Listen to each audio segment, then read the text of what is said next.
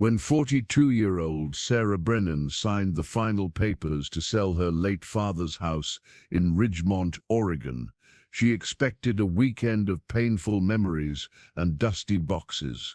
Instead, behind a hidden door in the basement workshop, she discovered evidence of a pharmaceutical conspiracy that had poisoned an entire generation of her hometown, and proof that her father had spent 30 years gathering the ammunition to bring the perpetrators to justice, waiting for someone brave enough to finish what he'd started. Before we dive into this incredible story, drop a comment and tell us where you're watching from. And if stories of courage and hidden truth resonate with you, hit that subscribe button, because tomorrow I've got something even more powerful to share with you. The October rain fell in sheets as Sarah Brennan's rental sedan navigated the winding mountain roads leading into Ridgemont, Oregon. She hadn't driven these roads in 30 years, but her hands seemed to remember every curve, every pothole, every landmark that signaled she was getting closer to a place she'd worked hard to forget. Ridgemont hadn't changed much. Population 8,400, nestled in the Cascade foothills about 2 hours east of Portland. The same weathered "Welcome to Ridgemont" sign still stood at the town limits, though the paint had faded and someone had spray-painted over the population number, adjusting it downward. Like so many small American towns, Ridgemont was slowly dying, its young people leaving for opportunities elsewhere, its storefronts increasingly vacant. Sarah pulled into the driveway of 412 Cedarwood Lane, and her breath caught in her throat. The two-story craftsman home looked smaller than she remembered, more worn. The blue paint her mother had chosen in 1989 had weathered to a dusty gray blue. The garden where her mother had grown tomatoes and sunflowers was now overgrown with weeds.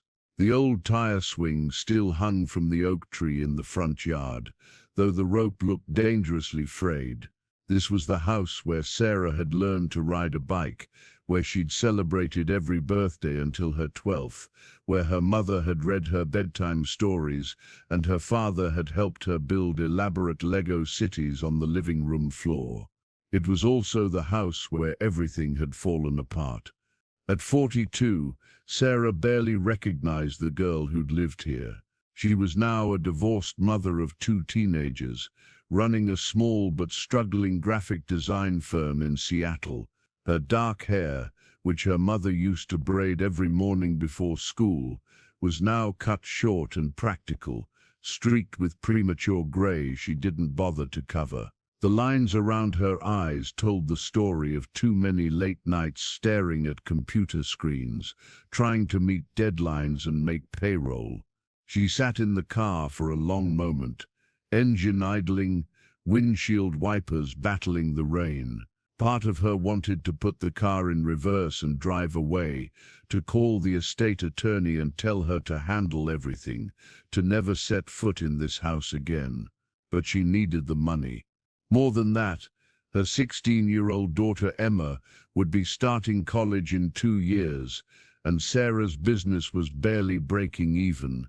The inheritance from her father's estate, modest as it was, represented a financial lifeline she couldn't afford to ignore. Taking a deep breath, Sarah turned off the engine and stepped out into the rain. The ghost in the doorway, the key turned smoothly in the lock. At least her father had maintained that much. The door swung open with a familiar creak that sent Sarah back 30 years in an instant. She could almost hear her mother calling from the kitchen, could almost smell the arroz con pollo that had been her father's favorite.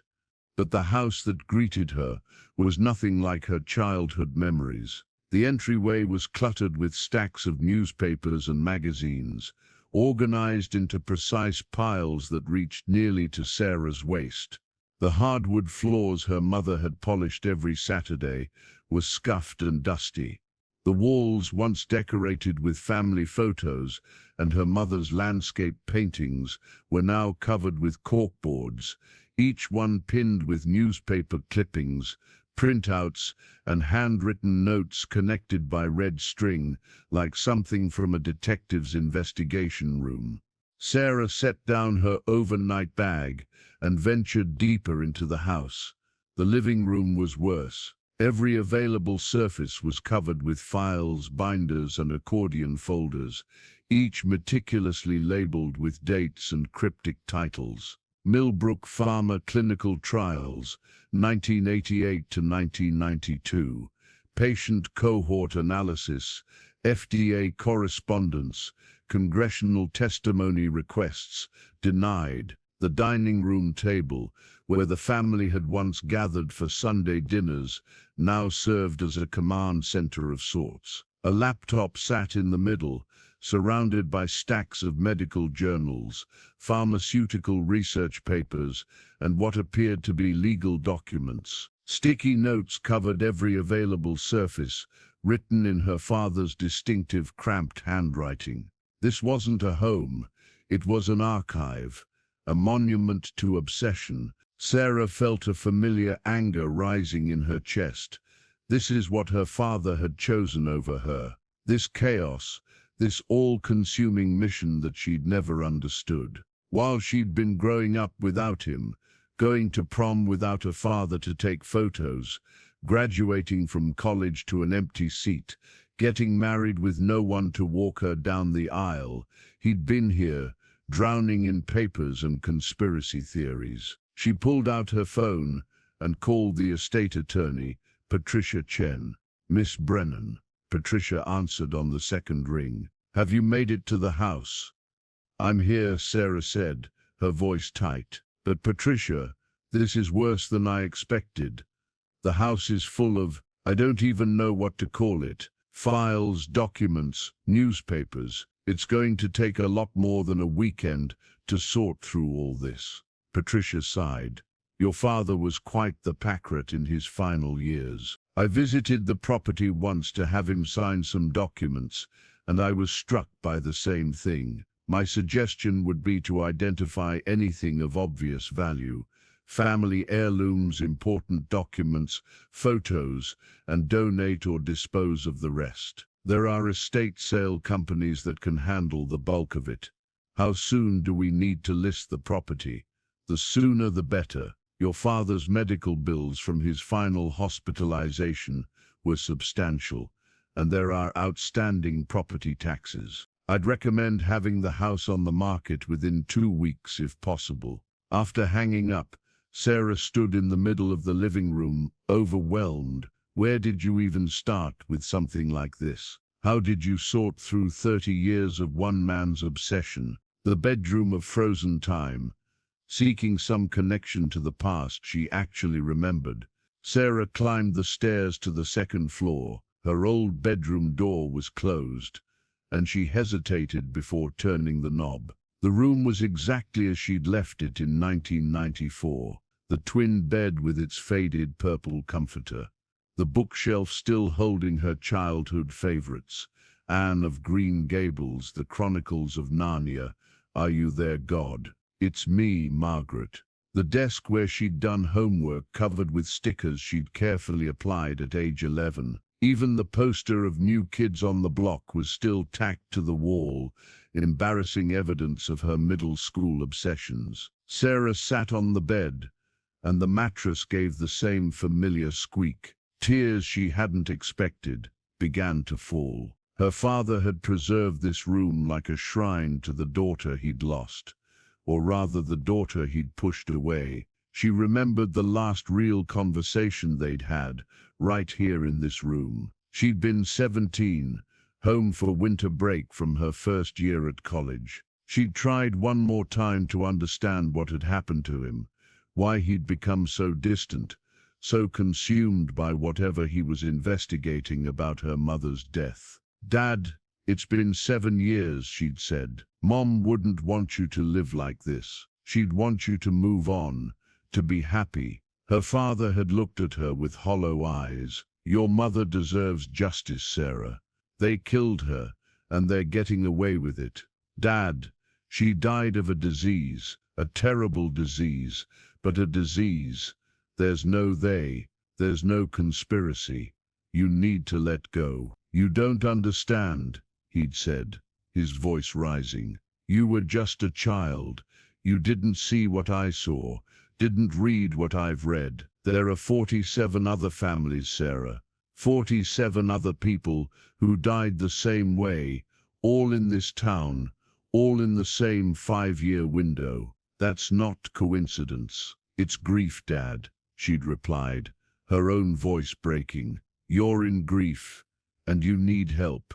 Please let me help you find a therapist, someone who can. I don't need a therapist, he'd shouted. I need people to listen. I need someone to care that innocent people were murdered for profit. That had been the end. Sarah had left the next morning, had barely spoken to him since. A few awkward phone calls over the years, obligatory birthday cards, but no real relationship. She'd convinced herself that her father had chosen his obsession over his daughter, that he'd loved his conspiracy theories more than he'd loved her. Now, sitting in her childhood bedroom, Sarah wasn't so sure. The lawyer's warning Sarah's phone buzzed, a text from her daughter Emma. How's Grandpa's house? You doing okay? She smiled, despite her tears. Emma had never met her grandfather. Sarah had made sure of that, had protected her children from what she'd seen as her father's instability. But Emma was compassionate, always worried about her mother's well-being. It's harder than I expected, Sarah texted back, but I'm okay. Love you too, Mom. Call if you need to talk. Sarah wiped her eyes and stood up. She needed to start somewhere, to make progress on the overwhelming task ahead. Her father's bedroom seemed as good a place as any to begin. The master bedroom told a different story than her preserved childhood room. This was clearly where her father had actually lived. The bed unmade, laundry piled in a corner, prescription bottles lined up on the nightstand. Sarah picked up one of the bottles. Lisinopril for blood pressure, atorvastatin for cholesterol, metformin for diabetes. The portrait of a man whose body had been failing him, even as he'd refused to stop his mission.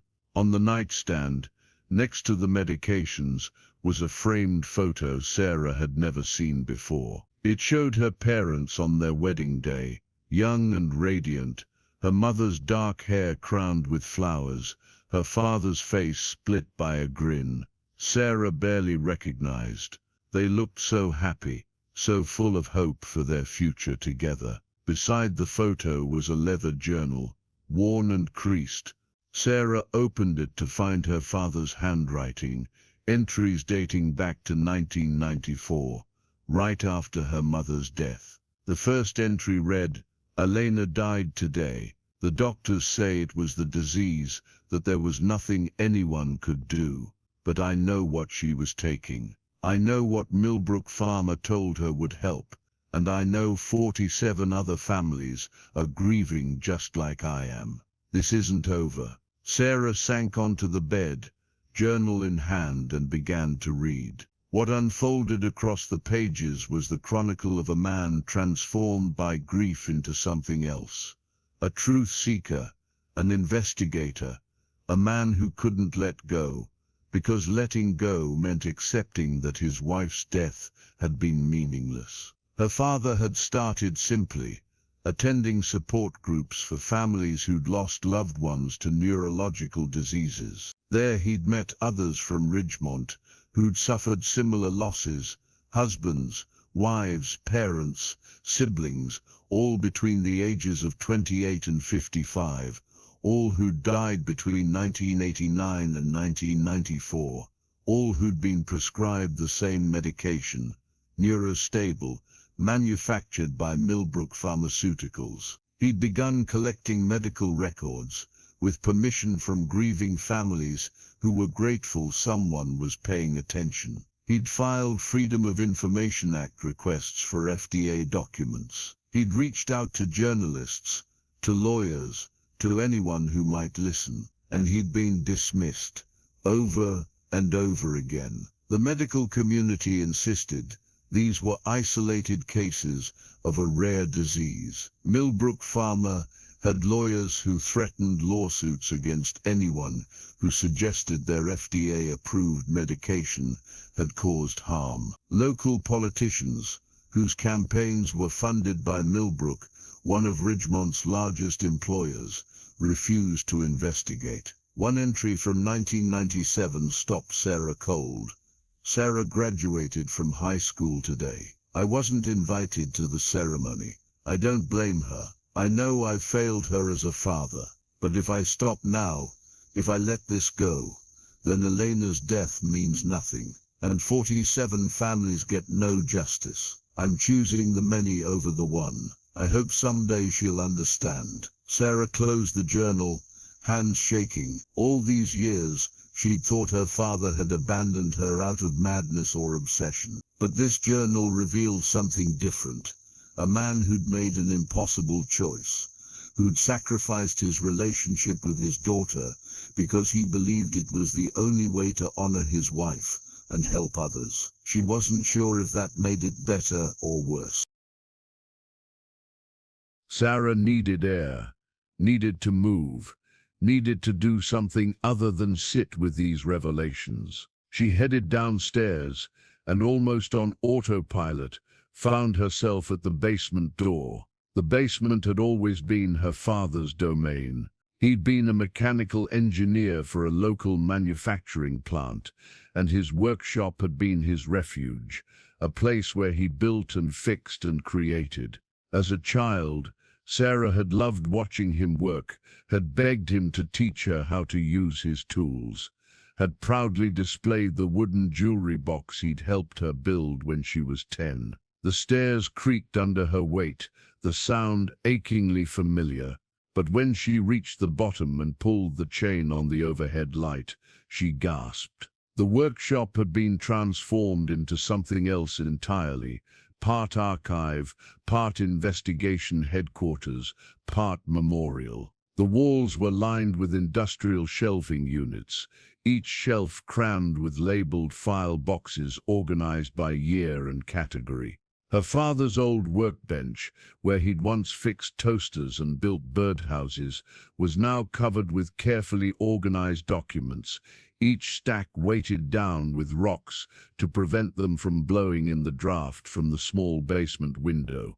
But it was the far wall that stopped Sarah in her tracks.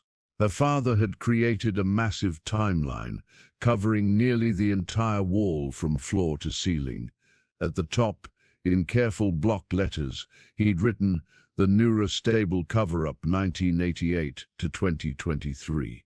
The timeline began in 1988 with a newspaper clipping about Millbrook Pharmaceuticals receiving FDA approval for Neurostable, a breakthrough medication for early-stage Parkinson's disease. From there, it tracked the medication's rollout, the first cases of the mysterious neurological disease appearing in Ridgemont, the clustering of deaths between 1989 and 1994, and then decades of attempted investigations, stonewalled inquiries, and dismissed lawsuits. Red pins marked each death, 48 in total, including her mother. Blue pins marked attempted legal actions. Green pins marked media stories, black pins marked cover-ups and denials. Sarah moved closer, reading the details her father had meticulously documented. The timeline wasn't the work of a madman.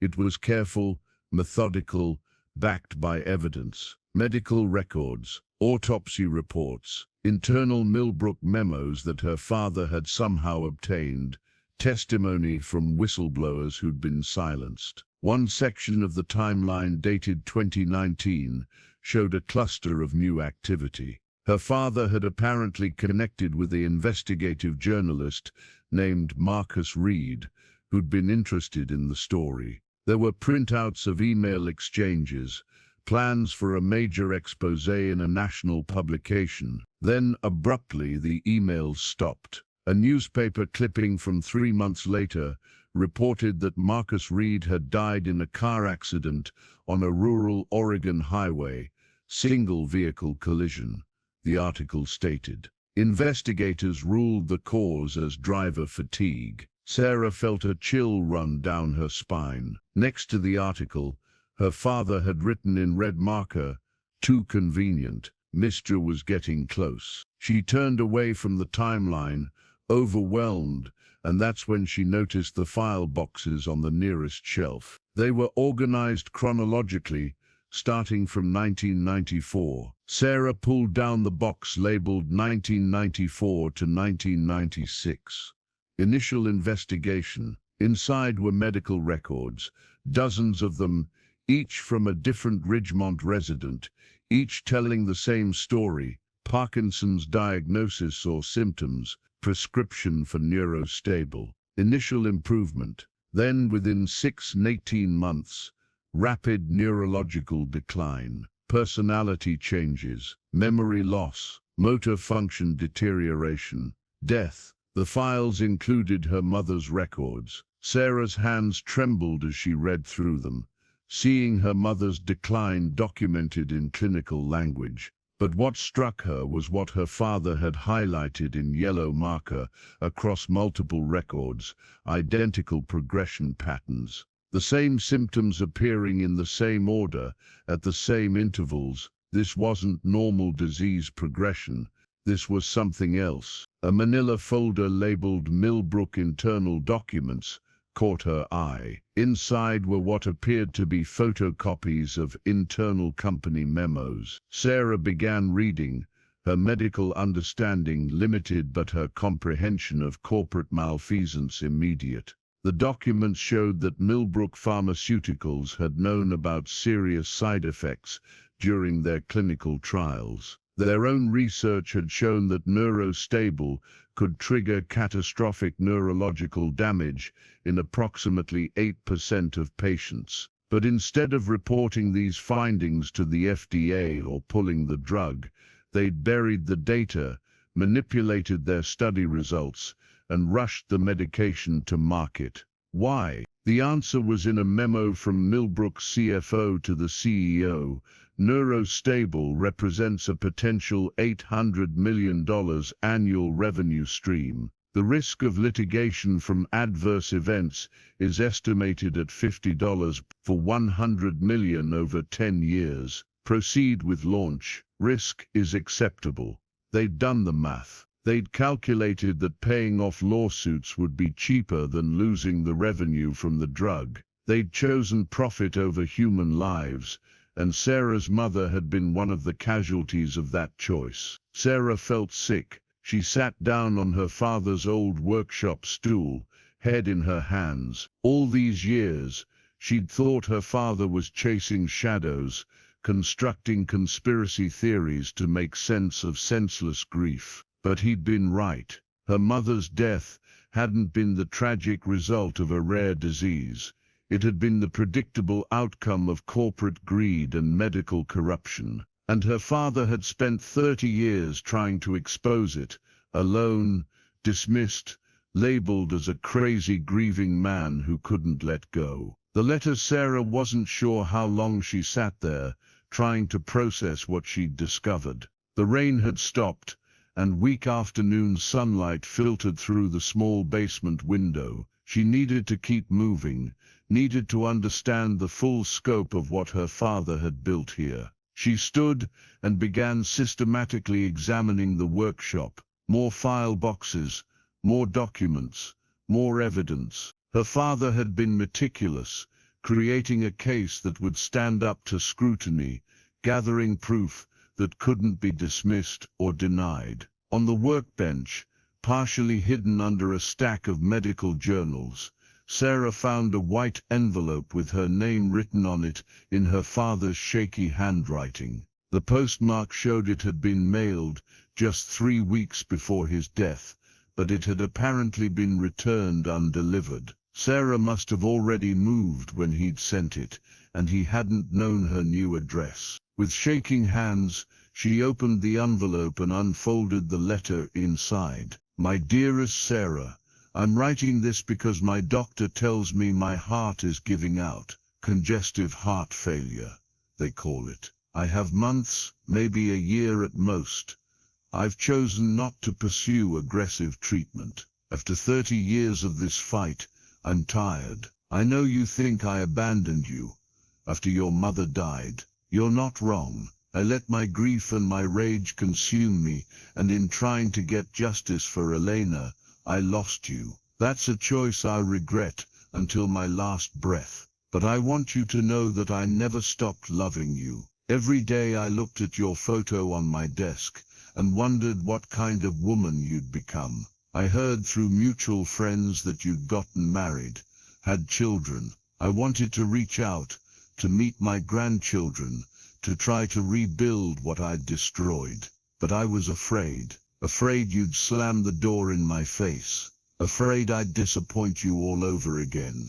So instead I focused on the one thing I could control, building a case against Millbrook Pharmaceuticals that couldn't be ignored. I gathered evidence, tracked down witnesses, obtained documents that proved what they'd done. It's all here, in the workshop. 30 years of investigation. I tried to bring this to light while I was alive. I contacted journalists, lawyers, politicians. Most ignored me. Those who listened were either bought off, threatened, or in one case, ended up dead in what they called an accident. Millbrook has deep pockets and powerful friends.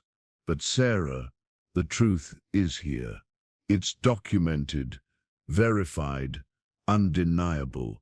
I'm leaving it all to you, not to burden you, but because I believe you're stronger than I ever was. You're brave enough to finish what I started, in the basement workshop. Behind the old furnace on the east wall, there's a door I built in 1995. You won't see it unless you're looking for it. I designed it that way. Behind that door is everything they tried to bury. The smoking gun evidence that proves Millbrook knew Neurostable was dangerous, that they covered it up, that they let people die rather than lose profits. Your mother's death meant something, so did the deaths of 47 others. But their deaths only matter if someone brings the truth into the light.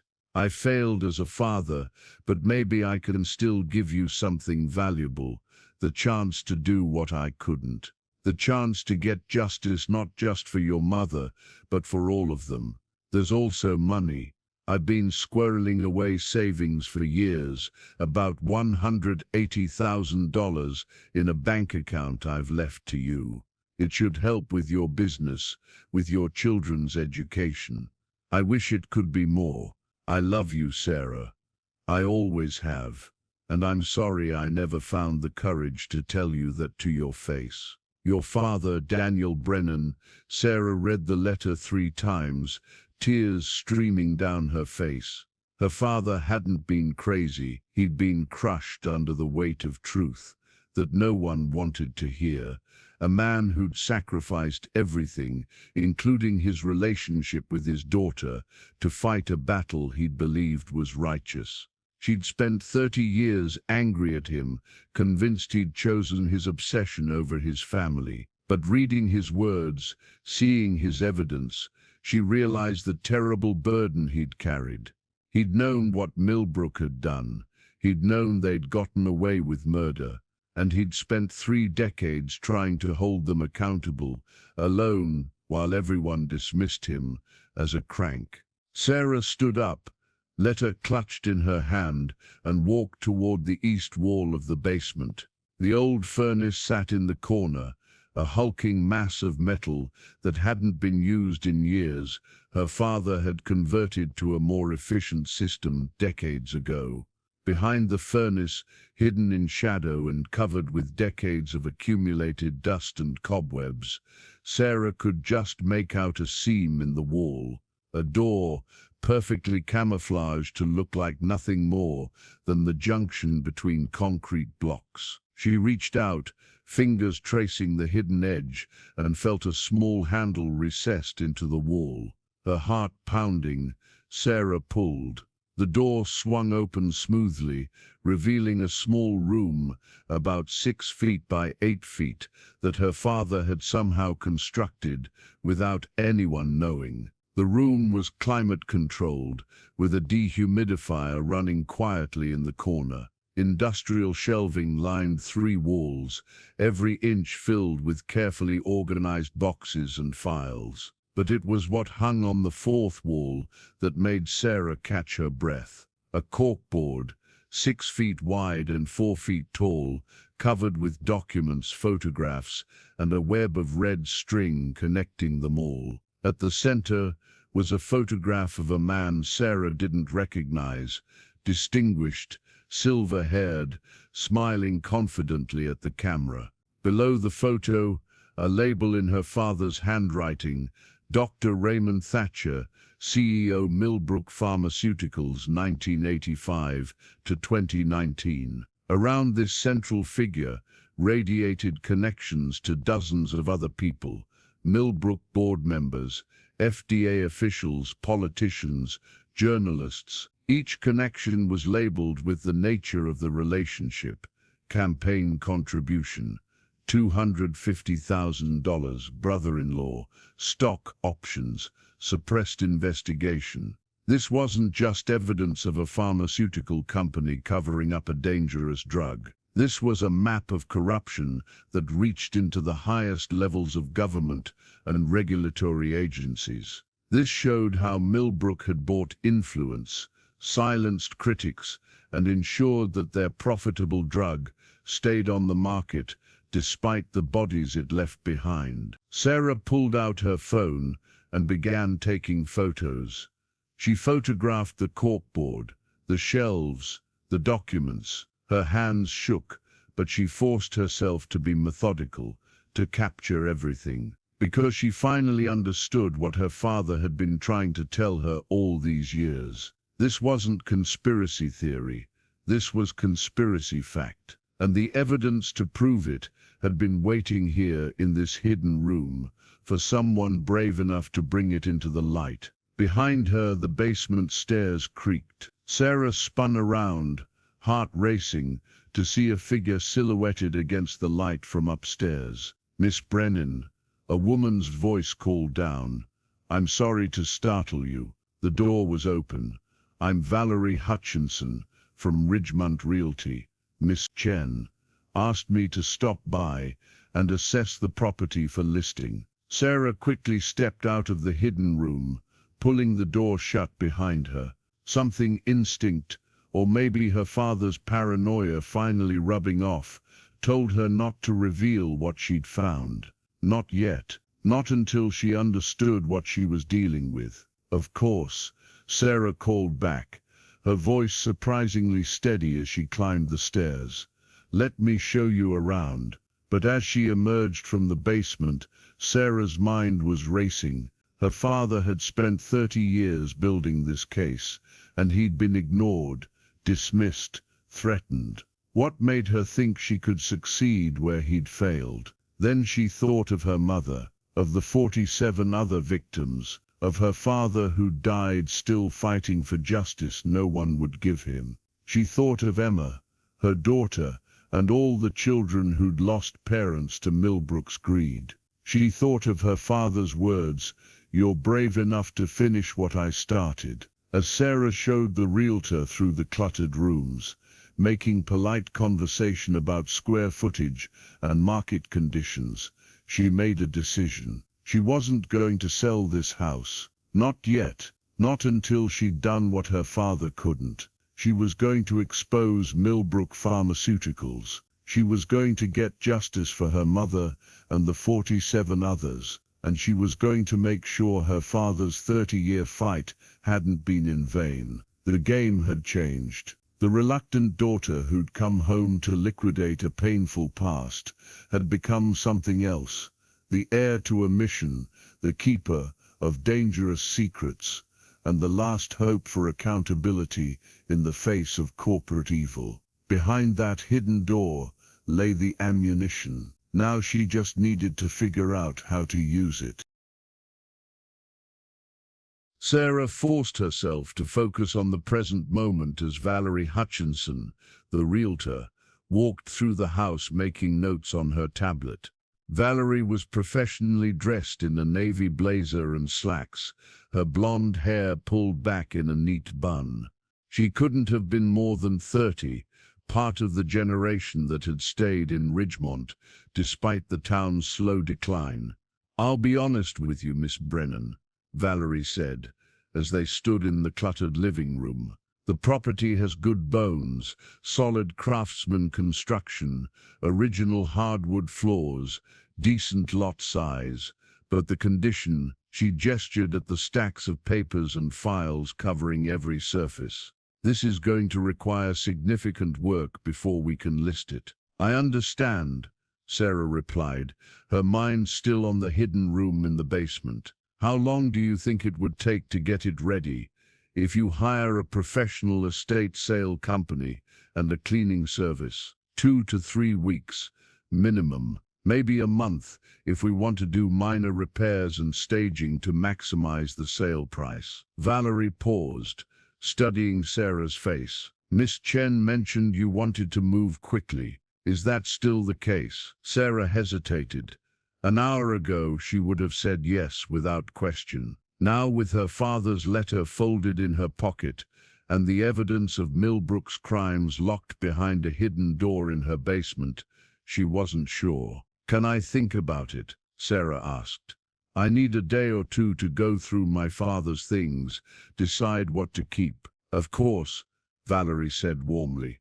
"Take the time you need. Just know that the market here isn't exactly hot. Ridgemont properties tend to sit for a while. The sooner we list, the better our chances of a quick sale." After Valerie left, promising to email a comparative market analysis, Sarah locked the front door and returned to the basement. Her heart raced as she pulled open the hidden door again, half expecting to find the room empty, to discover she'd imagined the whole thing. But no, it was all still there. The shelves packed with evidence, the massive corkboard mapping Millbrook's web of corruption, her father's life's work preserved and waiting. Cataloging the evidence, Sarah spent the rest of the afternoon in the hidden room, methodically examining her father's collection. She'd brought her laptop down from her car, and she began creating a digital inventory of what she'd found. The organization was meticulous. Each box was labeled with a category and date range. Sarah started with the box labeled Clinical Trials, Internal Documents 1986 to 1988. Inside were photocopies of what appeared to be Millbrook's internal research reports from their Phase 2 and Phase 3 clinical trials of Neurostable. Sarah's background was in design, not medicine, but even she could understand the stark conclusions in these documents. One memo dated March 1987 was from Millbrook's Director of Clinical Research to the CEO, Dr. Raymond Thatcher. Phase 2 results show concerning adverse events in 8.3% of trial participants. Side effects include progressive neurological deterioration, personality changes, and in severe cases, death. Recommend extended trials to better understand risk factors and potential mitigation strategies before proceeding to Phase 3. The response from Thatcher, handwritten in the margin, was chilling. 8% is acceptable loss ratio for potential $500M plus annual revenue. Proceed to Phase 3. Limit adverse event documentation. Another document showed that when the FDA had requested additional safety data, Millbrook had simply excluded the problematic cases from their reports, reclassifying deaths as unrelated to study medication without justification. Sarah photographed every page, her anger building with each document. This wasn't negligence. This was deliberate, calculated murder for profit. The next box contained patient records from Ridgemont, the 48 victims, including her mother. Her father had somehow obtained complete medical files, each telling the same tragic story: Parkinson's diagnosis, neurostable prescription, initial improvement, then rapid decline and death. Sarah pulled out her mother's file, steeling herself before opening it. Elena Brennan, age 39 at time of diagnosis. The progression notes were clinical but heartbreaking. Month 1 patient reports significant reduction in tremors. Mood improved. Family reports she seems like herself again. Month 6. Patient experiencing mild confusion, occasional memory lapses, tremors returning despite continued medication. Month 12. Significant cognitive decline. Patient no longer recognizes familiar faces consistently. Motor function severely impaired. Month 18. Patient unresponsive. Recommend hospice care. Sarah remembered those 18 months with painful clarity. The hope of those first weeks when the medication seemed to work. The confusion and fear as her mother's condition worsened. The final weeks when her mother had looked at her with vacant eyes, no longer recognizing her own daughter. She'd been 12 years old, watching her mother disappear piece by piece. And according to these documents, it had all been preventable. Millbrook had known their drug would do this, and they'd prescribed it anyway. The witness files, the next section of the hidden room, contained something unexpected: recorded interviews. Her father had apparently spent years tracking down and interviewing people connected to the neurostable story. Sarah found a box labeled Whistleblower Testimonies and pulled out a USB drive. She plugged it into her laptop and opened the first video file. A woman appeared on screen, late 50s, sitting in what looked like a small apartment. The timestamp showed the recording was from 2006. Her father's voice came from off-camera. Please state your name and your connection to Millbrook Pharmaceuticals. My name is Dr. Jennifer Walsh, the woman said, her voice shaky but determined. I was a clinical researcher at Millbrook from 1985 to 1989. I worked on the neurostable trials. Over the next 40 minutes, Dr. Walsh described what she'd witnessed at Millbrook, how promising early results had been overshadowed by serious side effects, how management had pressured researchers to downplay risks, how those who raised concerns were reassigned or fired. I tried to go to the FDA, Dr. Walsh said, tears streaming down her face, but Millbrook's lawyers threatened me. They said they'd destroy my career, that I'd never work in research again. They had connections everywhere. I was a single mother with 2 kids. I couldn't risk it, so I quit and stayed silent. And I've regretted it every day since. Sarah watched 5 more interviews. A former Millbrook sales representative who'd been instructed to target doctors who were prescription happy and wouldn't ask too many questions. A FDA reviewer who'd been pressured by his superiors to approve neurostable despite his concerns. A newspaper editor who'd been offered a lucrative advertising contract to kill a story about neurostable deaths. Each person told the same story.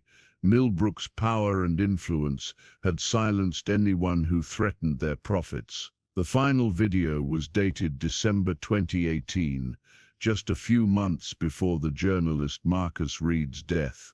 On screen was a man in his early 40s, sitting in what appeared to be a coffee shop. My name is Marcus Reed, he said. I'm an investigative journalist with the Portland Tribune. Mr. Brennan has shared his research with me, and I've spent the last 6 months independently verifying his claims. What I've found is shocking. Marcus went on to describe his investigation. He'd obtained internal Millbrook emails through a confidential source. He'd interviewed dozens of victims' families. He'd found evidence that Millbrook had paid off doctors, bribed FDA officials, and even hired private investigators to intimidate critics. "This story is going to break in 3 months," Marcus said, looking directly at the camera. "It's going to expose one of the biggest pharmaceutical scandals in American history. The truth about Neurostable will finally come out." But the video ended there, and 3 months later, Marcus Reed was dead. His car found at the bottom of a ravine on a remote Oregon highway. Sarah sat back, chilled. Her father's note about Marcus's death being too convenient suddenly seemed less like paranoia and more like pattern recognition.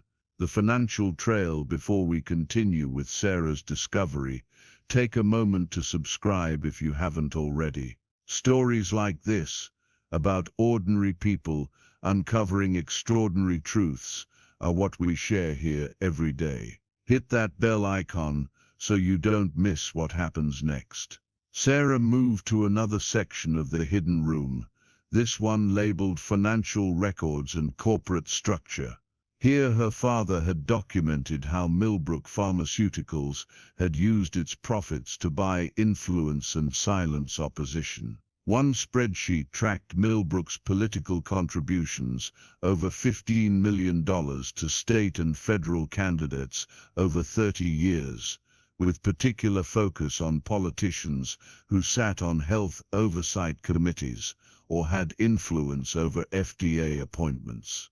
Another document showed Millbrook's board of directors, and Sarah was shocked to recognize several names. The former governor of Oregon, a federal appeals court judge, the dean of a prestigious medical school. Millbrook hadn't just bought influence, they'd recruited influencers directly into their organization.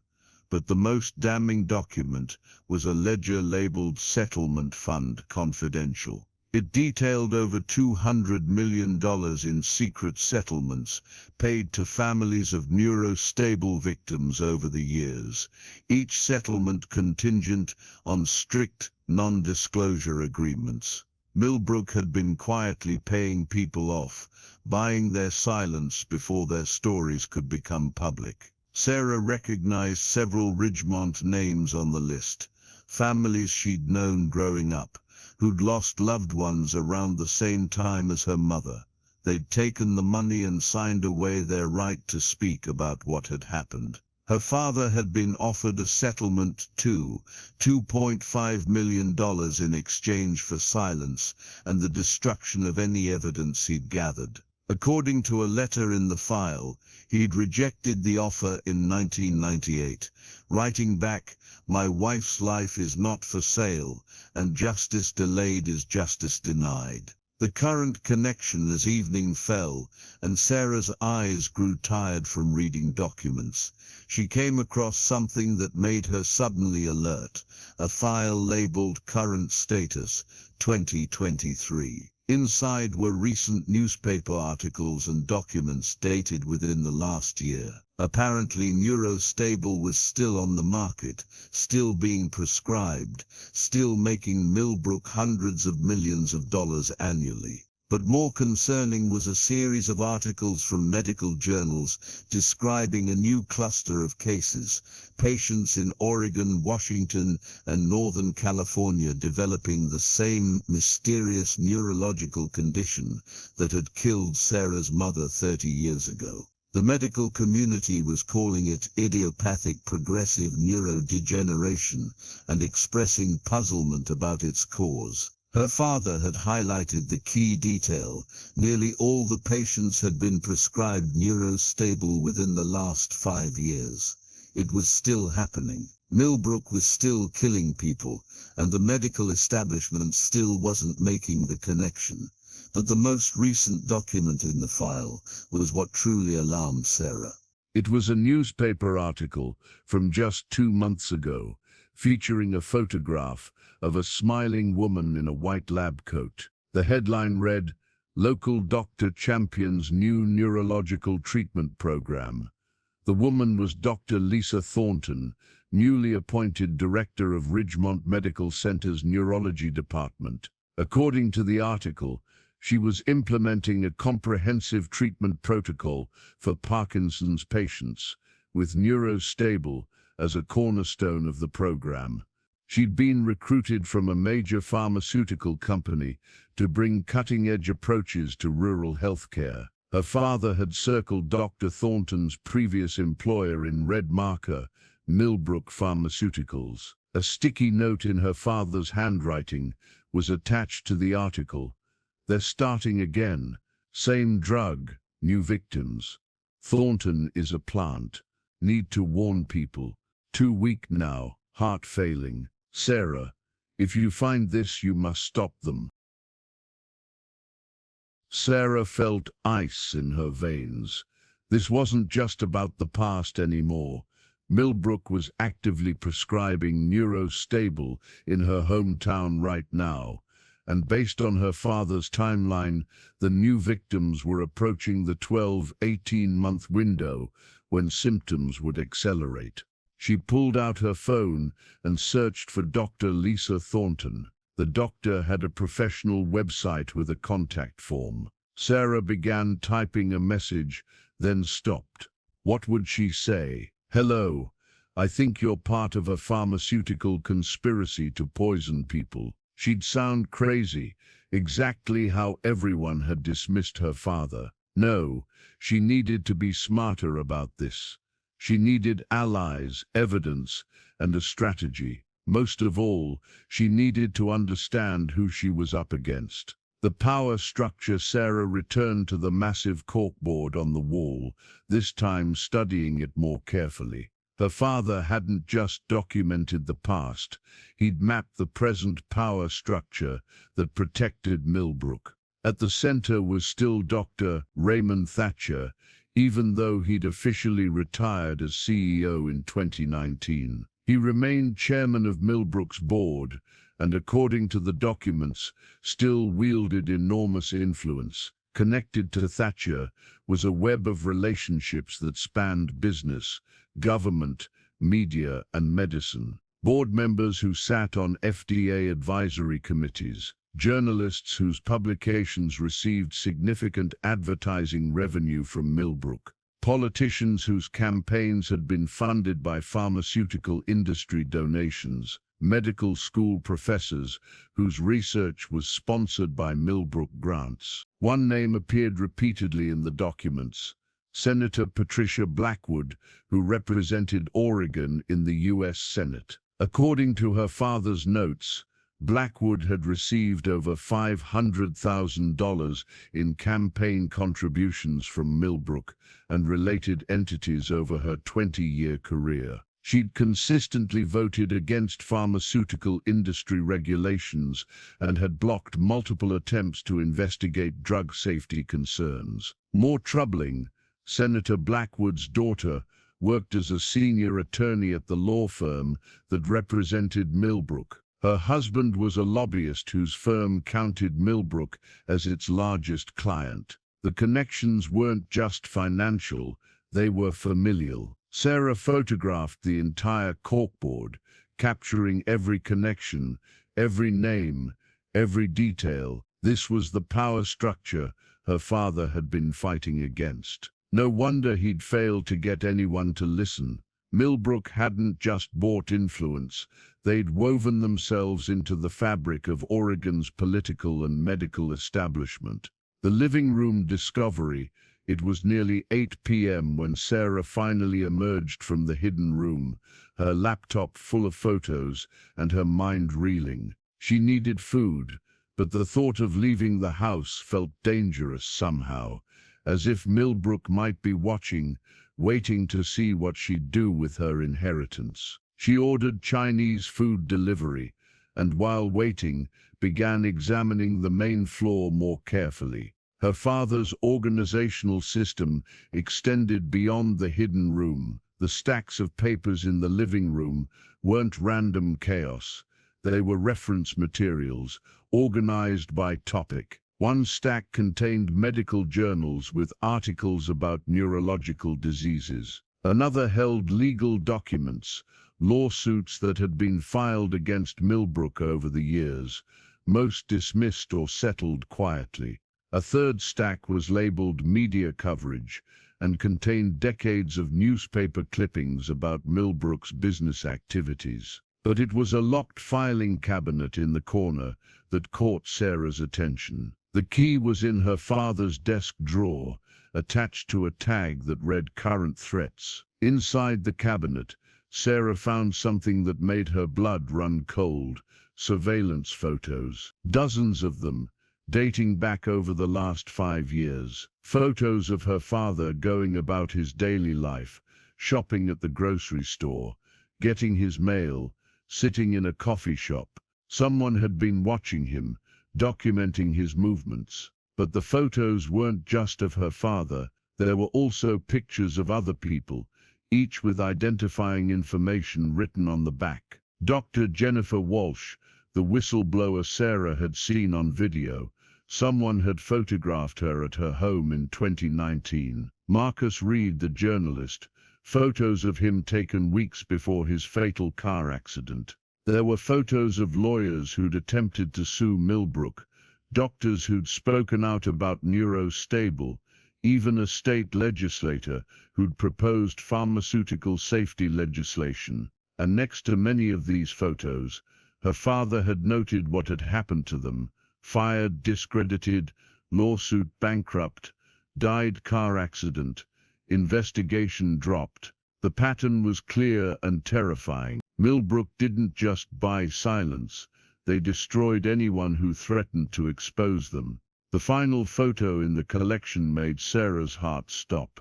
It was her. The photo was recent, taken outside her Seattle apartment building just 3 weeks ago. Someone had been watching her too. On the back, her father had written, "They know about Sarah, must warn her, call tomorrow." But her father had died of a heart attack the next day, before he could make that call. The late-night visitor Sarah's food arrived, but she barely tasted it as she ate, standing in the kitchen, her mind racing through possibilities. She needed to decide what to do. She could take all this evidence to the police, but her father had tried that repeatedly and been dismissed. She could go to the media, but Marcus Reed had tried that and ended up dead. Or she could do what the realtor and the estate attorney expected: sell the house, take the money, and walk away. Pretend she'd never found the hidden room.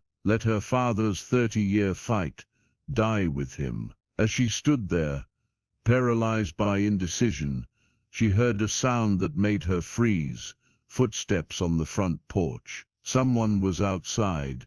Sarah turned off the kitchen light and moved quietly to the front window, peeking through the curtain. A figure stood on the porch, partially hidden in shadow. Tall, wearing dark clothing, face obscured.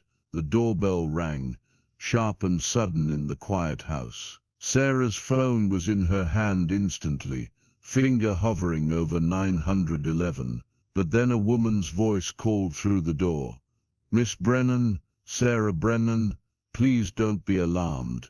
My name is Dr. Jennifer Walsh. I worked with your father. I need to speak with you. It's urgent." Sarah's mind flashed to the video she'd watched earlier. Dr. Jennifer Walsh, the Millbrook whistleblower who'd been too afraid to speak out 30 years ago. What was she doing here? Cautiously, Sarah moved to the door. "How do I know who you are?" "Your father sent me a letter 3 months ago," the woman replied. "He said if anything happened to him, I should reach out to whoever inherited his house. He said you'd find the hidden room in the basement. He said you'd find the videos, including mine. I'm not here to hurt you. I'm here to help." Sarah hesitated, then opened the door a crack, leaving the chain lock engaged. The woman on the porch was indeed the same one from the video, though 20 years older. Late 70s now, with silver hair and the kind of face etched with lines that spoke of hard decisions and lasting regrets. "I've been watching the house since your father died," Dr. Walsh said quietly, "waiting to see if anyone would come, if anyone would discover what he'd found. I saw you arrive this morning. I saw the realtor leave, and I saw you spending hours in the basement. She paused. You found it, didn't you? The evidence. Sarah made a decision. She unhooked the chain and opened the door fully. Come in. The whistleblower's confession over coffee in the cluttered kitchen. Dr. Jennifer Walsh told Sarah things that weren't in any of the documents in the hidden room. Your father was the most persistent man I've ever met, Dr. Walsh began. He contacted me in 1998, somehow tracking me down after I'd left Millbrook and moved to a different state. I was terrified to talk to him at first. Millbrook had made it very clear what would happen if I spoke publicly about Neurostable. The video I watched, that was from 2006, Sarah said. What changed? Time, Dr. Walsh replied. And guilt. I'd spent years watching people die from a drug I knew was dangerous, and I'd done nothing. When your father finally convinced me to tell my story on camera, I thought maybe it would help, but nothing happened. No one would publish his findings. No journalist would touch the story after what happened. But she paused. There were others before Marcus Reed, other journalists who tried to expose Millbrook. They all ended up silenced one way or another. Did my father know they were watching him? Sarah asked, thinking of the surveillance photos. He knew, Dr. Walsh confirmed. That's why he built the hidden room. He knew they'd been in the house, little signs that someone had searched while he was out. He couldn't risk keeping everything in the open. The hidden room was his insurance policy. Why are you here now? Sarah asked directly. My father's dead. The fight is over. Dr. Walsh leaned forward, her expression intense. Because it's not over. It's starting again, right here in Ridgemont. Dr. Lisa Thornton is implementing a program that will prescribe Neurostable to dozens, maybe hundreds of Parkinson's patients. Your father figured out the timeline. The first of these new patients are about to reach the critical 12-18-month window. People are going to start dying again, just like your mother, just like the others. Then we go to the authorities, Sarah said. We have evidence, witnesses. We have nothing, Dr. Walsh interrupted. Not legally. How did your father obtain those internal Millbrook documents? Probably through channels that wouldn't hold up in court. The surveillance photos, no proof Millbrook was behind them. The financial records of settlements, all covered by legal confidentiality agreements, and my testimony. She laughed bitterly. I signed an NDA when I left Millbrook. If I speak publicly, they'll sue me for everything I have. So what can we do? Dr. Walsh pulled a business card from her purse and slid it across the table. There's someone you need to meet. Her name is Amanda Chen. She's an investigative journalist with ProPublica, one of the few publications that can't be bought or intimidated by pharmaceutical money. She's been investigating Millbrook for 2 years, following a trail of suspicious deaths and suppressed research. Sarah picked up the card. Will she listen? She'll listen. But she needs something your father never had. A current victim willing to go public. Someone who's been harmed by Neurostable recently, who can't be dismissed as ancient history. Someone whose story will make people care. Where do we find someone like that? Dr. Walsh's expression turned grim. That's the hard part. Millbrook's legal department has everyone who takes a settlement sign, ironclad NDAs. Anyone who might speak out gets threatened with lawsuits that would bankrupt them. Your father tried for years to find someone willing to go public. He never succeeded. Sarah thought about the photos in her father's filing cabinet, the long list of people who'd been silenced through money or intimidation or worse. There has to be someone who's angry enough or broke enough or desperate enough to take the risk. There might be, Dr. Walsh said slowly. Your father mentioned someone in his last letter to me, a local woman named Claire Morrison. Her husband died 18 months ago. Neurological disease, neurostable prescription, same pattern as your mother. She didn't take Millbrook's settlement offer. She's drowning in medical debt, but she refused to sign the NDA. Your father thought she might be willing to tell her story, but he died before he could approach her. Sarah pulled out her phone. Do you have contact information? I have an address.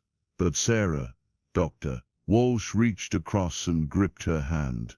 You need to understand what you're getting into. Your father spent 30 years fighting this battle, and it cost him everything. His health, his relationship with you, his peace of mind. Millbrook has unlimited resources and no conscience. They've destroyed lives, ended careers, and possibly killed people who got too close to the truth. Are you really prepared for that? Sarah thought about her father's letter, about his 30 years of lonely fighting, about the 48 victims whose deaths had never been acknowledged or avenged. She thought about her mother, who'd looked at her with vacant eyes in those final weeks, a woman stolen away by a drug that should never have been prescribed. I'm my father's daughter, Sarah said quietly.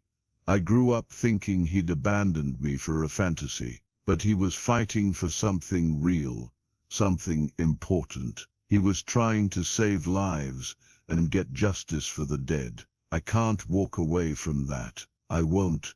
Dr. Walsh smiled sadly. Then you're braver than I ever was, or maybe just young enough to still believe justice is possible. She stood to leave. Call Amanda Chen tomorrow. Tell her everything. Show her the evidence from the hidden room. She'll know what to do with it. At the door, Dr. Walsh paused. Your father used to say something that stayed with me. The only way evil wins is when good people decide it's not their fight. He never stopped fighting, Sarah, right up until his heart gave out. He was still trying to expose Millbrook, make sure his fight meant something.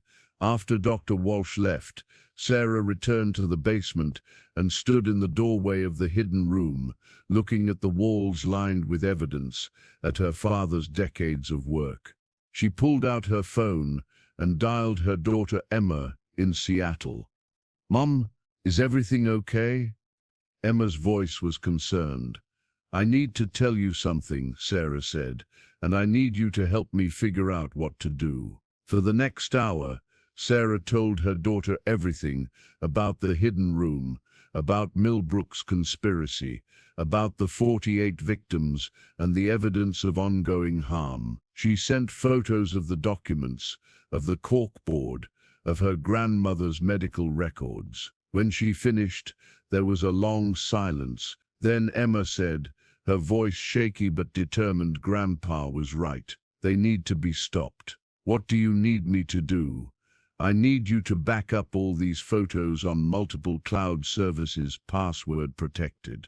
If anything happens to me, you'll have copies of everything, and I need you to promise me something. If I can't finish this, you'll find a way to bring this to light. Can you do that? Mom, you're scaring me. What do you mean if anything happens to you? Sarah looked at the surveillance photo of herself, at the pattern of destroyed lives documented in her father's files. I mean that Millbrook has a history of silencing people who threaten them. I need to be careful, but I also need to do this. Your grandmother deserves justice. So do the others. Then we do it together, Emma said firmly. I'm coming to Oregon. I'll tell Dad I'm visiting you for a few days. I'll be there tomorrow, Emma. I don't want you involved in this. I'm already involved. She was my grandmother too, even though I never met her, and Grandpa was right. This is our fight now. We're in this together. After hanging up, Sarah felt something she hadn't felt in years, not alone. Her father had fought his battle isolated, dismissed without allies. But Sarah had her daughter's support, Dr. Walsh's knowledge, and potentially a journalist who could bring Millbrook's crimes to light. She spent the rest of the night organizing the evidence, creating a comprehensive digital archive of everything in the hidden room. She worked methodically, carefully, knowing that this documentation might be the only thing that stood between justice and another 30 years of corporate impunity. As dawn broke over Ridgemont, painting the sky in shades of orange and pink, Sarah stood at her father's workbench in the basement, looking at a framed photo she'd found in one of his desk drawers. It showed the two of them when she was about 8 years old,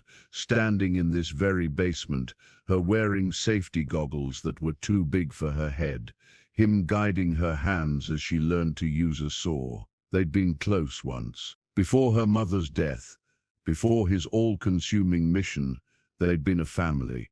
"I'm going to finish what you started, Dad," Sarah whispered to the photo. "I'm going to make sure they pay for what they did to Mom, to you, to all of them. I promise." Outside, Ridgemont was waking up.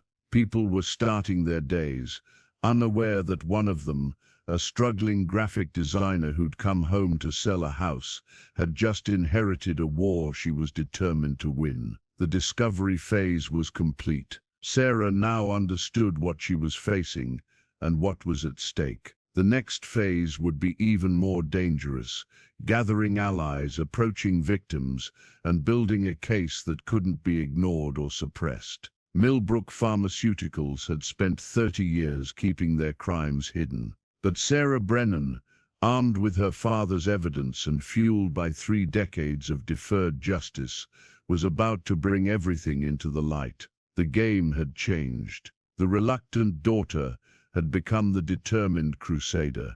And somewhere in their corporate towers, Millbrook's executives were about to discover that Daniel Brennan's fight hadn't died with him. It had merely passed to someone younger, angrier, and more dangerous. Someone who had nothing left to lose and everything to prove. The next morning arrived gray and drizzly, typical October weather for Oregon. Sarah had barely slept, her mind churning through everything she'd learned, every document she'd photographed, every connection her father had mapped. By 7 a.m., she was already dressed and caffeinated, waiting for Emma's arrival and preparing for what came next. Dr. Walsh had provided Claire Morrison's address before leaving the previous night, 1847 Pinecrest Drive, a modest neighborhood on Ridgemont's east side. Sarah had looked up the property on Google Maps, a small ranch house with a neglected yard, the kind of place that spoke of financial strain and emotional exhaustion. But before approaching Claire, Sarah needed to understand more about her situation. She spent the early morning hours in her father's files, searching for any mention of Thomas Morrison, Claire's deceased husband. She found a thick folder labeled Morrison Thomas Case Study. Inside was everything her father had compiled about the man's case, and it was heartbreaking in its thoroughness. Thomas Morrison, age 51, diagnosed with early-onset Parkinson's in January 2021, prescribed Neurostable by his primary care physician, Dr. Alan Hendricks, a name that appeared frequently in her father's files as someone who received consulting fees from Millbrook. Initial improvement lasted 4 months. Then came the familiar pattern: confusion, personality changes, motor function decline, and finally death in July 2022, just 18 months after starting the medication. But what made Thomas Morrison's case particularly compelling was the documentation. His wife Claire had kept meticulous records, daily logs of his symptoms, photographs showing his deterioration, even video recordings of their conversations as his cognitive function declined. She'd sensed something was wrong with the medication and had documented everything, hoping to prove it. When Thomas died, Millbrook's legal team had moved quickly, They'd offered Claire a settlement of $1.80 million, a life-changing sum for a woman drowning in medical debt. All she had to do was sign a non-disclosure agreement and agree never to speak publicly about her husband's death or his treatment. According to her father's notes, Claire had refused. She'd told Millbrook's attorneys that her husband's death needed to mean something, that other families deserved to know the truth. Millbrook had responded by withdrawing the settlement offer entirely and sicking their lawyers on her, claiming she was defaming their company and threatening to sue her for the cost of the medication they'd provided to Thomas. The last entry in the file was dated 3 months ago, Claire Morrison still refusing to settle, Millbrook increasing legal pressure, financial situation critical, house in pre-foreclosure, medical bills in collections. She's breaking but hasn't broken yet. Need to approach her before she caves to pressure. Too weak to travel, must recover strength first. But her father had never recovered his strength. He died before he could make contact with the one person who might be willing to go public with their story. Sarah's phone buzzed, a text from Emma. Just past the Welcome to Ridgemont sign. Be there in 10 minutes. EMAEIV. Sarah watched from the front window as Emma's Honda Civic pulled into the driveway. Her daughter emerged, tall and lean like Sarah had been at that age, with the same dark hair and determined expression. But Emma had something Sarah hadn't at 16, a fierce sense of social justice that had led her to organize climate protests at her high school and volunteer at a homeless shelter. They embraced on the porch, and Sarah felt a surge of conflicting emotions. Pride that her daughter was brave enough to join this fight. Terror at what she might be exposing Emma to. "Show me," Emma said simply, and Sarah led her to the basement. For the next 2 hours, Sarah walked Emma through everything: the hidden room, the documents proving Millbrook's knowledge of Neurostable's dangers, the video testimonies, the surveillance photos, the current threat posed by Dr. Lisa Thornton's treatment program. Emma absorbed it all with the intensity Sarah had seen before when her daughter was tackling a problem that mattered to her. She asked sharp questions, pointed out connections Sarah had missed, and photographed everything on her own phone as backup. "This is insane," Emma said finally, standing before the massive corkboard. "How did they get away with this for so long?" "Money, power, and fear," Sarah replied. "They bought influence, they threatened critics, and they made the cost of speaking out too high for most people to bear. But not Grandpa. No, not your grandfather." Sarah felt tears threatening. "He paid a different price. He lost his daughter because of this fight, lost 30 years he could have spent with family." Emma turned to face her mother. "He didn't lose you, Mom. The fight took you. There's a difference. And now we're giving him his daughter back by finishing what he started." The journalist connection. Before approaching Claire Morrison, Sarah decided to make contact with Amanda Chen, the ProPublica journalist Dr. Walsh had mentioned. She needed to understand what Amanda already knew and whether she'd be willing to take on Millbrook with the evidence Sarah could provide. She sent a carefully worded email. "Miss Chen, my name is Sarah Brennan. My father, Daniel Brennan, passed away recently. Before his death, he spent 30 years investigating Millbrook Pharmaceuticals and their drug Neurostable. I've inherited his research, including internal company documents, whistleblower testimonies, and evidence of ongoing harm. Dr. Jennifer Walsh suggested you might be interested in reviewing this material. Please let me know if you'd like to discuss further." The response came within an hour. "Sarah, I knew your father. We corresponded several times over the past 2 years. I was devastated to hear of his passing. He was one of the most thorough researchers I've ever encountered. though he lacked the platform to bring his findings to public attention. I've been investigating Millbrook independently, but I've hit walls at every turn. If you have access to your father's complete files, I would very much like to review them. Can we meet? I'm in Portland, but can drive to Ridgemont today if you're available. Sarah felt a surge of hope. Her father hadn't been completely alone in his fight. Someone had been listening, had believed him, had been trying to help. They arranged to meet at a coffee shop in downtown Ridgemont at 2 p.m.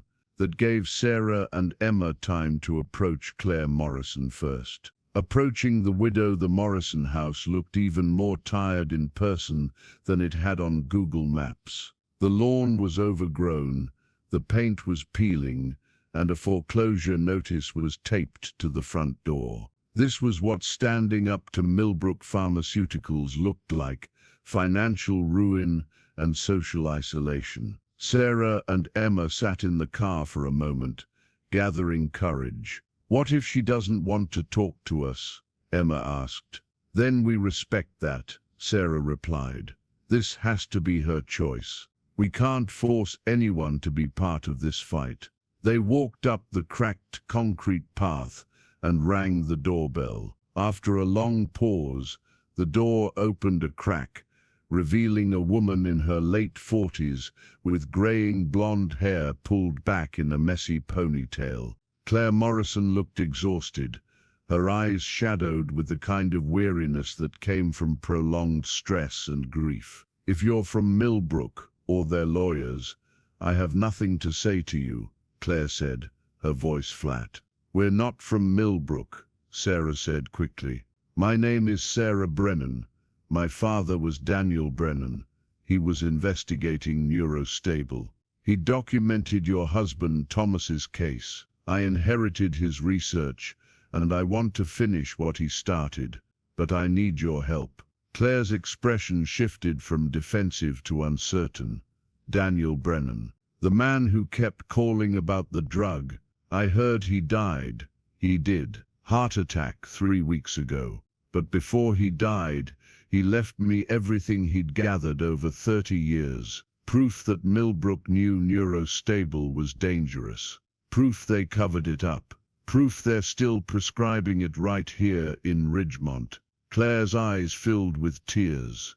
"They killed my husband. I know they did, but nobody believes me. The doctors say it was just the disease progressing. Millbrook's lawyers say I'm a grieving widow, looking for someone to blame. Even my own family thinks I should just take their money and move on." "My father believed you," Sarah said gently. "He documented everything, and I believe you too. My mother died the same way, 30 years ago. The same drug, the same pattern, the same lies." Claire studied Sarah's face for a long moment, then opened the door wider. "You'd better come in." Claire's story, the inside of the Morrison house, told a story of a life interrupted. Family photos on the walls showed happier times, Claire and Thomas hiking, laughing, celebrating anniversaries. But the dining room table was covered with medical bills and legal documents, the physical manifestation of Claire's battle against Millbrook. Over coffee that Claire apologized for being weak.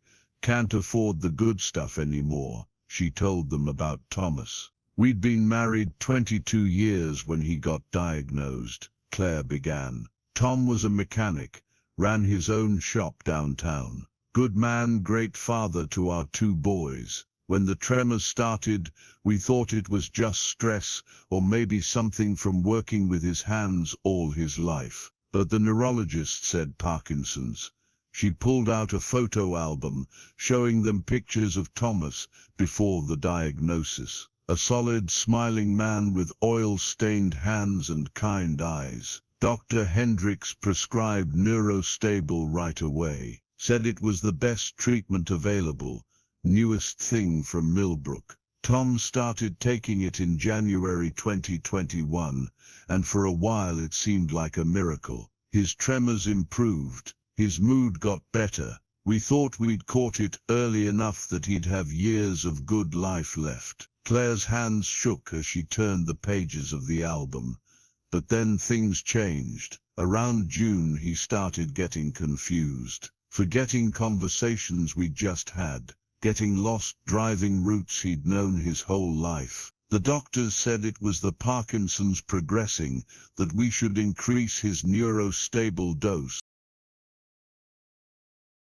That's what they told my mother too, Sarah said quietly. By December, Tom couldn't work anymore. He'd have these episodes where he didn't recognize me or the boys. He'd wake up screaming from nightmares. His personality changed. My gentle husband became angry, paranoid, violent sometimes. The doctors kept saying it was the disease, kept adjusting his medications, but nothing helped. Claire wiped tears from her face. The worst part was watching him know something was wrong, but not being able to stop it. In his lucid moments, he'd beg me to help him, to find out what was happening. That's when I started documenting everything. I kept a daily log. I recorded our conversations so he could hear himself later, and know I wasn't making it up. I took photos and videos. Emma leaned forward. Do you still have all that documentation? Everything, Claire confirmed. Months of detailed records. I even had Tom's medical records sent to a specialist at OHSU for a second opinion. That specialist said Tom's progression didn't match typical Parkinson's, that the pattern looked more like drug-induced toxicity. But when I tried to show that to Dr. Hendricks, he dismissed it, said the specialist didn't have the full picture. What happened to Thomas in the end? Sarah asked, though she already knew from her father's files. Claire's face crumpled. July 2022. 18 months after starting neurostable, he had a seizure, went into a coma, and died 3 days later. The death certificate says complications from Parkinson's disease. But I know it was that drug that killed him. The pressure campaign before we continue. Make sure you're subscribed so you don't miss how this story unfolds. Hit that notification bell, because what happens next will shock you. Claire led them to the dining room table, where folders were organized in stacks that rivaled Sarah's father's system. Millbrook contacted me 2 weeks after Tom's funeral, Claire explained. Offered me $1.8 million to sign a non-disclosure agreement. Said it would cover all the medical debt, save the house, secure the boys' college funds. All I had to do was agree that Tom's death was natural, sign away my right to sue, and never speak publicly about neurostable. Why didn't you take it? Emma asked. I'm not judging. I'm just trying to understand. Claire looked at the photo of Thomas on the mantel. Because the night before Tom died, he had one last lucid moment. He grabbed my hand and said, "Don't let them get away with this. Other families, Claire. Save other families." How could I take their money after that? How could I let my husband's death mean nothing? So Millbrook withdrew the offer, Sarah prompted. Worse, they started threatening me. Sent letters saying if I spoke publicly about Tom's case, they'd sue me for defamation. Said they'd prove in court that Tom's death was entirely due to his Parkinson's, and I'd end up owing them hundreds of thousands in legal fees. They filed complaints against the OHSU specialist, who'd questioned the diagnosis, got his hospital to launch an investigation into his conduct. They even contacted my son's schools, claiming I was mentally unstable and might pose a danger. Claire's voice hardened with anger. They've been systematically destroying my life to force me into silence. The medical bills went to collections because I couldn't negotiate payment plans. Millbrook convinced the hospitals and clinics that I was a difficult patient family who would sue them too. The bank started foreclosure proceedings on my house after Millbrook's law firm contacted them with some legal justification. I don't even understand. I lost my job at the county clerk's office because Millbrook complained to my supervisor that I was using work computers to research their company. That's illegal, Emma said, outraged. That's witness intimidation, harassment. Prove it, Claire said bitterly. Millbrook's lawyers are careful. Everything comes through legitimate channels. The bank is just protecting their interests. My employer was concerned about misuse of office resources. The schools were just responding to reports of a troubled home environment. On paper, Millbrook hasn't done anything directly. They've just created conditions where everyone else does their dirty work for them. Sarah pulled out her phone and showed Claire photos of her father's surveillance file. This is what they did to my father. Watched him for years. Documented his movements. And when he finally connected with a journalist who might break the story, that journalist ended up dead in a convenient car accident. Claire's face paled. You think Millbrook would actually kill someone? I think, Sarah said carefully, that my father thought they would. And he spent 30 years gathering evidence precisely because he knew the risks. He built a hidden room in his basement to protect the documentation. He created multiple backups. He was preparing for exactly the kind of pressure campaign you're experiencing. Why are you telling me all this? Claire asked. Are you trying to scare me into silence too? No, Sarah said firmly. I'm trying to prepare you for what comes next if you choose to go public with your story, because that's what I want to ask you. I have evidence, internal Millbrook documents, whistleblower testimonies, financial records, everything my father compiled. I have a journalist from ProPublica who's willing to investigate, but what I don't have is a current victim willing to put their face and story out there. Someone who can make people care about this in 2023, not just 1994. Claire was silent for a long moment, staring at the foreclosure notice visible through her front window. If I do this, she finally said, I lose everything. The house is already gone. Foreclosure sale is scheduled for next month. But my boys, Millbrook could make their lives hell. They're both in college, both on student loans. What if Millbrook finds a way to sabotage them? What if speaking out destroys their futures too? Emma spoke up. What if staying silent does? My grandmother died from neurostable 30 years ago.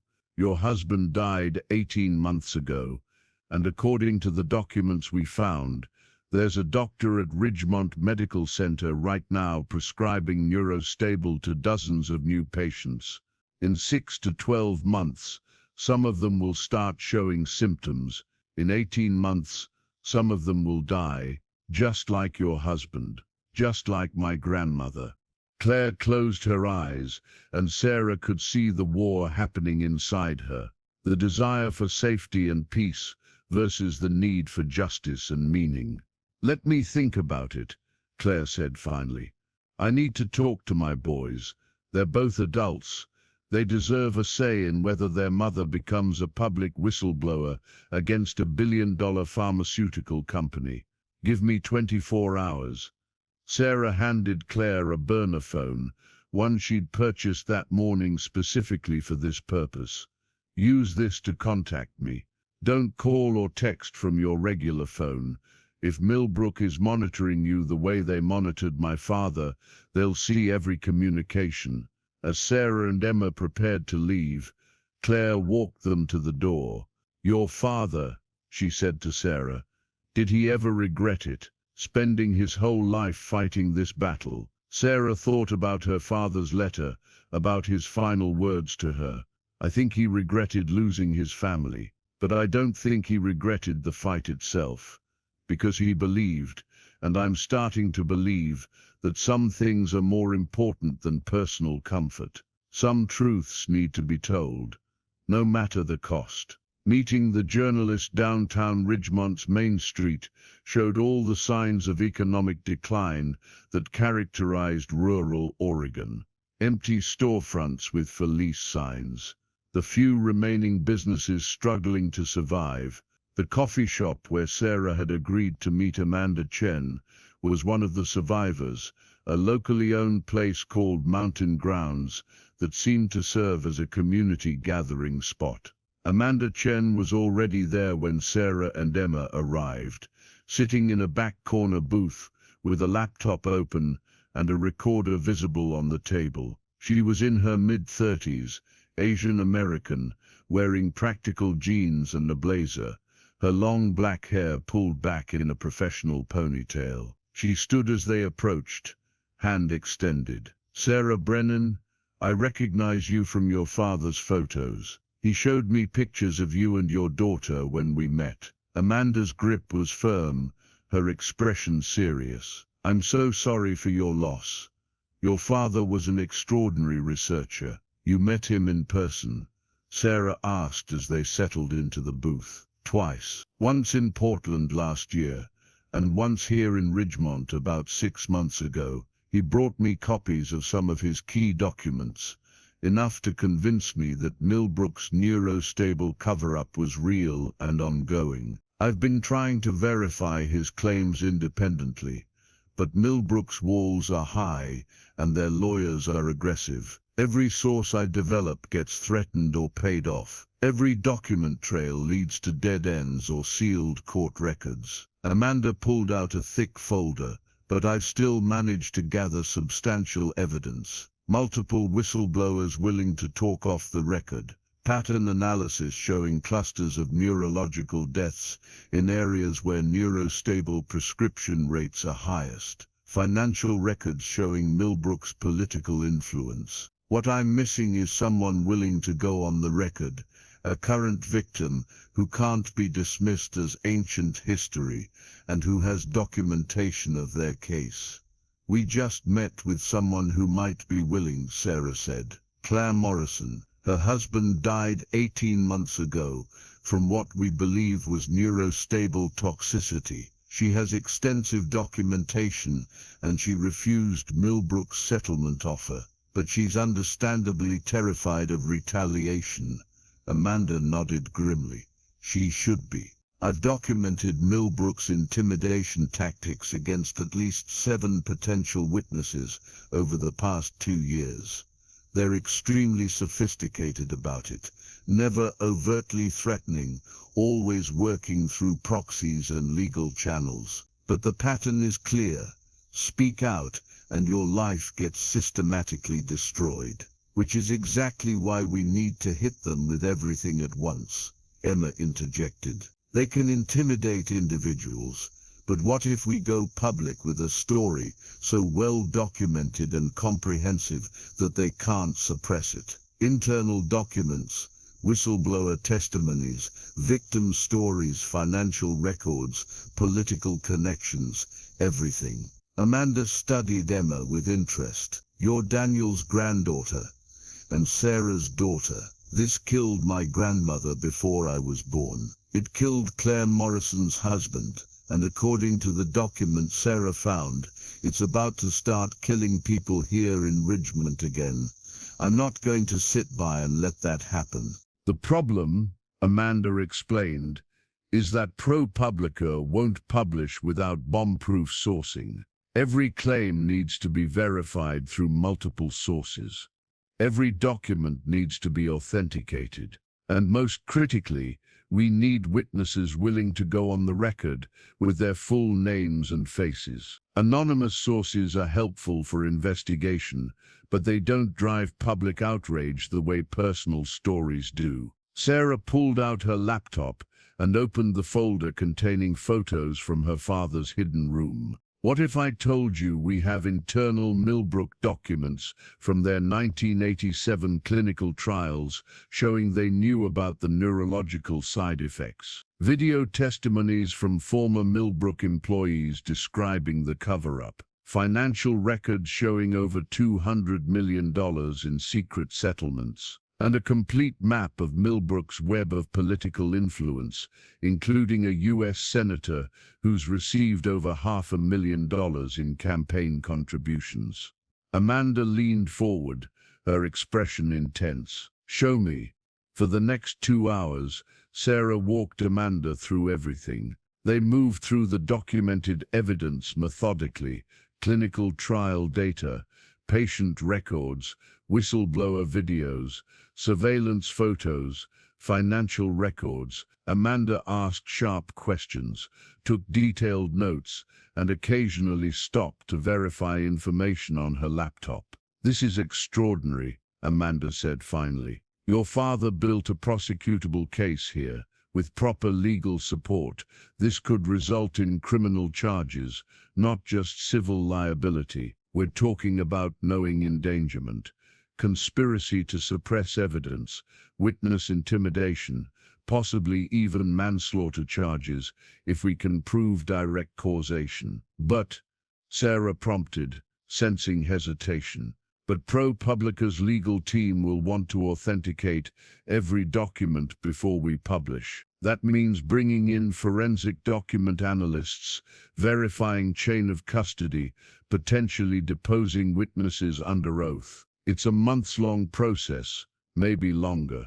And in that time, Millbrook's current patients will keep deteriorating." "So what do we do?" Emma asked. Amanda thought for a moment. "We pursue 2 tracks simultaneously. Track 1, I start the official investigation and verification process through ProPublica. This is the long game, building an ironclad case that will result in legal accountability. Track 2, we create pressure now that might save current patients. We contact the Oregon Medical Board with evidence of Dr. Lisa Thornton's conflicts of interest. We alert the FDA about the new cluster of cases. We reach out to current neurostable patients through social media and community networks, warning them about the risks." "Won't that alert Millbrook that we're coming?" Sarah asked. "They already know," Amanda replied grimly. "The moment you started going through your father's files, the moment Dr. Walsh visited you, the moment we met here today, Millbrook's intelligence network has probably flagged all of it. They're not omniscient, but they are paranoid.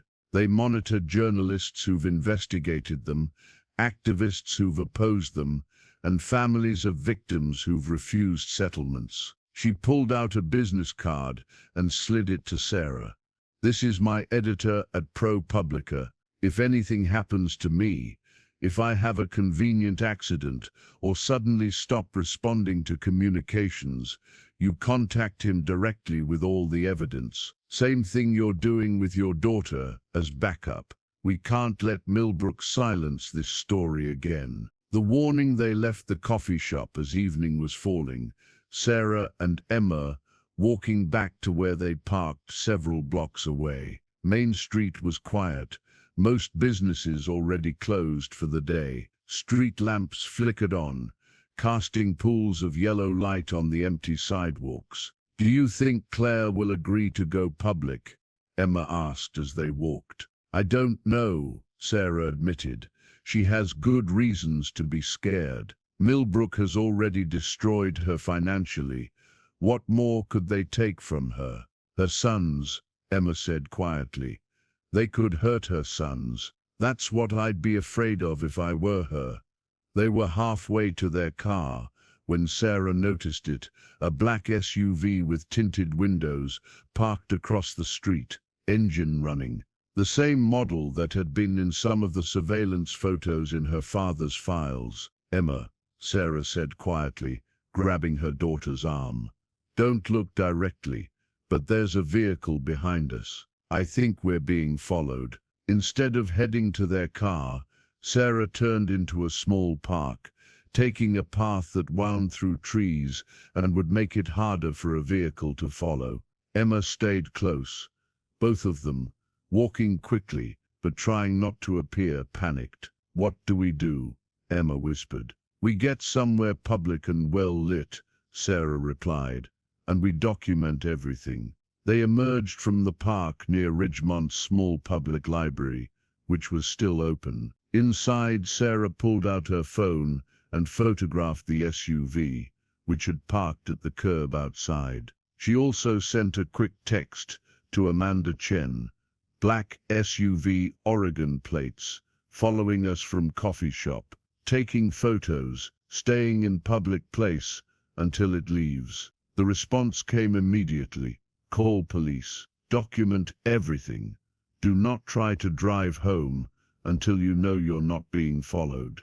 They spent the next hour in the library, ostensibly browsing books, but actually keeping watch on the SUV. It sat there for 45 minutes, then finally pulled away. Sarah waited another 30 minutes before they left, taking a circuitous route back to their car and checking constantly to ensure they weren't being tailed.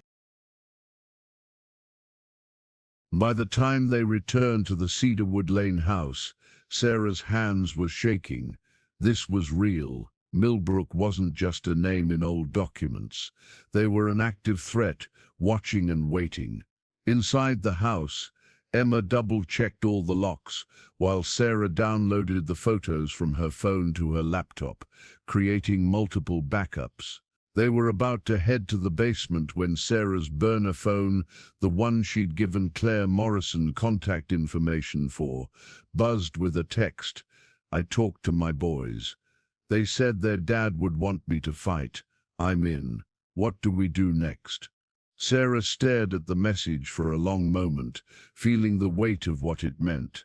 Claire Morrison had just agreed to put herself in Millbrook's crosshairs, to become the public face of a story that powerful people wanted to keep buried. Sarah texted back, "Meet tomorrow, same place as today, 10 a.m. Come alone, bring all your documentation. Thank you for your courage." She showed the message to Emma, who hugged her tightly. "We're really doing this, Mom. We're taking on $1 billion pharmaceutical company that's already proven they'll destroy anyone who threatens them." "I know," Sarah whispered, "and I'm terrified.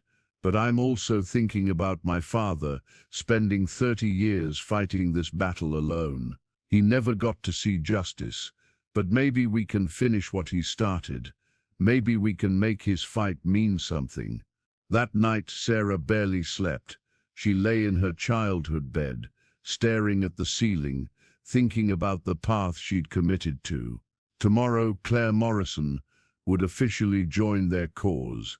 Amanda Chen would begin the process of authenticating evidence and building a publishable story, and somewhere in a corporate office or law firm, Millbrook's executives would be strategizing about how to silence them all. The investigation had deepened from discovery to action. The hidden room's secrets were becoming weapons, and Sarah Brennan, the reluctant daughter who'd come home to sell a house, had become the general of a small army, preparing for war against institutional evil. Outside her window, Ridgemont slept, unaware that one of its residents was about to drag decades of buried crimes into the light. Unaware that justice, delayed for 30 years, was finally gathering its forces. And in the basement, behind the hidden door, her father's life's work waited, patient, documented, and ready to finally serve its purpose. 3 days after Claire Morrison agreed to go public, everything moved with terrifying speed. Amanda Chen's ProPublica team worked around the clock, authenticating documents.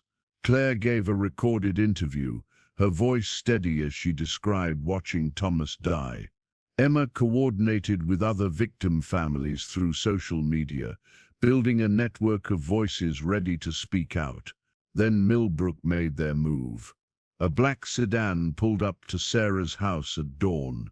2 men in suits approached the door, not threatening, but coldly professional. The lead attorney introduced himself as Robert Chen, Millbrook's chief legal counsel. "Miss Brennan, we're prepared to offer you $10 million for all materials related to your father's investigation. he said without preamble. Additionally, we'll establish a treatment fund for current neurostable patients and commission an independent safety review. But this offer expires in 24 hours. Sarah looked at the man who represented everything her father had fought against. My father was offered settlements too. He always refused. So do I. Chen's expression hardened. Your father died alone and discredited. Is that really the legacy you want? He died fighting for the truth, Sarah replied. That's exactly the legacy I want. The story breaks that afternoon. ProPublica published Amanda Chen's investigation, the Neurostable Files, how Millbrook Pharmaceuticals buried evidence of a deadly drug for 3 decades. The article was devastating. Internal memos showing Millbrook knew about the neurological side effects. Video testimonies from whistleblowers. Claire Morrison's face and story, humanizing the 48 victims. Financial records documenting the cover-up. Senator Blackwood's connections exposed. Within hours it had gone viral. Major networks picked it up. Social media exploded. #Neurostable Truth started trending. Victims' families across the country began coming forward with their own stories. The FDA announced an immediate investigation. The Justice Department opened a criminal probe. Senator Blackwood held a hasty press conference claiming she'd been misled. Lisa Thornton was placed on administrative leave from Ridgemont Medical Center, and in Seattle, Emma watched her phone light up with messages from friends, teachers, and strangers thanking them for their courage. Justice delayed, not denied. 6 months later, Sarah stood in a Portland courtroom as Millbrook Pharmaceuticals pleaded guilty to multiple federal charges: conspiracy to suppress evidence, falsifying safety data, and knowing endangerment of public health.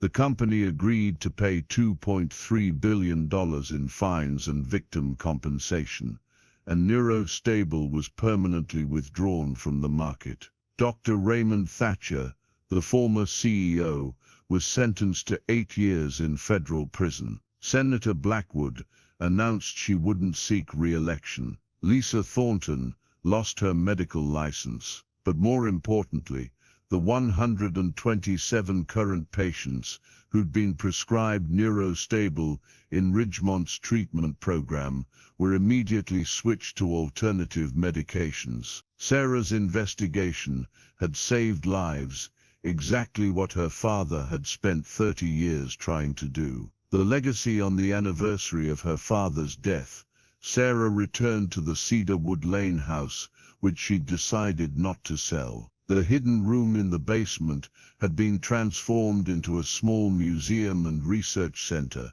documenting pharmaceutical industry corruption and honoring the victims of Neurostable. Claire Morrison served as the center's director, finally finding purpose in her husband's death. Dr. Jennifer Walsh donated her papers and gave regular talks about the importance of whistleblowing. Emma now headed to college to study investigative journalism, volunteered as a guide. Amanda Chen's reporting earned a Pulitzer Prize, which she dedicated to Daniel Brennan, the man who never gave up, even when the world stopped listening. And Sarah, standing in her father's workshop, surrounded by the evidence that had finally brought justice, felt something she hadn't expected: peace. Her father had been right all along. The fight had cost him everything: his health, his relationship with his daughter, his reputation. But it had also saved lives